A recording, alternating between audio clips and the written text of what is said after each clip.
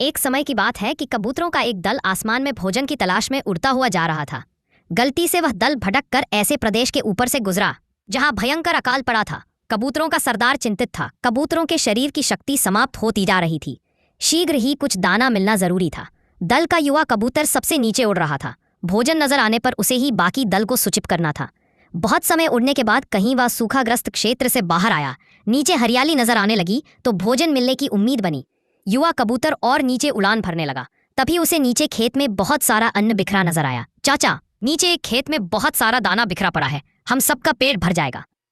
सरदार ने सूचना पाते ही कबूतरों को नीचे उतरकर खेत में बिखरा दाना चुनने का आदेश दिया। सारा दल नीचे उतरा और दाना चुनने लगा। वास्तव में वह दाना पक्षी पकड़ने वाले एक बाहलिये ने बिखेर रखा था। ऊपर पेड़ पर तना था उसका जाल। जैसे ही कबूतर दल दाना चुगने लगा, जाल उन पर आ गिरा। सारे कबूतर फंस गए।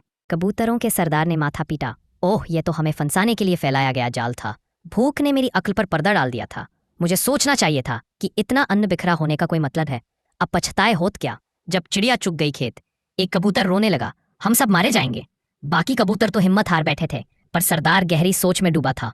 एकाएक उसने कहा, वीडियो में आगे बढ़ने से पहले अगर आप अपनी माँ से प्यार करते हो तो वीडियो को लाइक करो, चैनल को सब्सक्राइब करो और कमेंट में लव यू माँ जरूर लिखो। आज देखते हैं अपनी माँ के लिए कौन कौन लाइक करता है। अब हम वापस अपनी कहानी पर चलते हैं। सुनो, जाल मजबूत है ये ठीक है, पर इसमें इतनी भी शक्ति नहीं कि एकता की शक्ति को हरा सके। हम अपनी सारी शक्ति को जोड़े तो मौत के मुंह में जाने से बच सकते हैं। युवा कबूतर फड़फड़ाया, चाचा साफ साफ बताओ तुम क्या कहना चाहते हो। जाल ने हमें तोड़ रखा है, शक्ति कैसे जोड़े। सरदार बोला, तुम सब चोंच से जाल को पकड़ो, फिर जब मैं फुर्र कहूं तो एक साथ जोर लगाकर उड़ना। सबने ऐसा ही किया। तभी जाल बिछाने वाला बहेलिया आता नजर आया। जाल में कबूतर को फंसा देख उसकी आंखें चमकी। हाथ में पकड़ा डंडा उसने मजबूती से पकड़ा। वह जाल की ओर दौड़ा।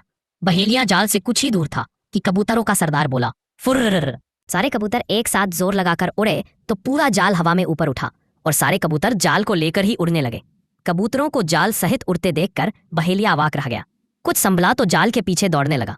कबूतर सरदार ने बहेलिया को नीचे जाल के पीछे दौड़ते पाया तो उसका इरादा समझ गया। सरदार भी जानता था कि अधिक देर तक कबूतर दल के लिए जाल सहित उड़ते रहना संभव न होगा, पर सरदार के पास इसका उपाय था।